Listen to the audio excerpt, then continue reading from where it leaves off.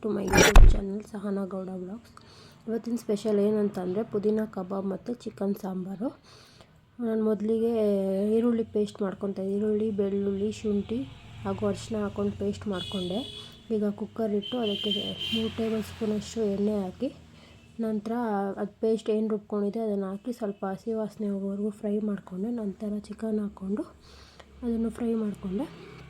ಅದಾದಮೇಲೆ ಸಾರಿಗೆ ಮಸಾಲೆ ಬೇಕು ಅಂತ ಅಂದ್ಬಿಟ್ಟು ಕಾಯಿ, ಕಡಲೆ, ಚಕ್ಕೆ, ಲವಂಗ, ಸಾಂಬಾರು ಪುಡಿ, ಧನಿಯಾ ಪುಡಿ ಹಾಕ್ಕೊಂಡು ರುಬ್ಕೊಂಡು, ನಂತರ ಅದೊಂದು ಸ್ವಲ್ಪ ಫ್ರೈ ಆದಮೇಲೆ ನೀರು ಬಿಟ್ಕೊಂಡಾದಮೇಲೆ ಮಸಾಲೆ ಹಾಕಿದೆ. ನೆಕ್ಸ್ಟ್ ಪುದೀನ ಕಬಾಬ್ಗೆ ನಾನು ಚಿಕನ್ನು ಅಕ್ಕಿ ಎಸಿಟ್ಟು, ಕಡಲೆ ಹಿಟ್ಟು ಮತ್ತು ಪುದೀನ ಸೊಪ್ಪು, ಕೊತ್ತಂಬರಿ ಸೊಪ್ಪು, ಹಸಿಮೆಣಸಿನ್ಕಾಯಿ, ಚಕ್ಕೆ, ಲವಂಗ, ಮೆಣಸು ಎಲ್ಲ ಹಾಕ್ಕೊಂಡು ರುಬ್ಬಿ ಅದನ್ನೆಲ್ಲ ಕಳಿಸ್ಕೊಂಡೆ. ಕಾರ್ನ್ಫ್ಲೋರು, ಶುಂಠಿ ಬೆಳ್ಳುಳ್ಳಿ ಪೇಸ್ಟ್ ಹಾಕ್ಕೊಂಡು ಕಳಿಸ್ಕೊಂಡೆ.